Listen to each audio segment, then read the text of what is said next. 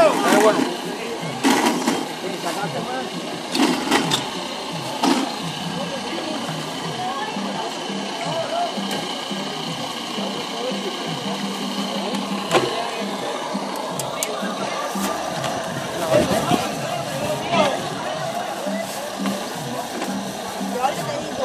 Ya te digo, yo me conozco más de cocina.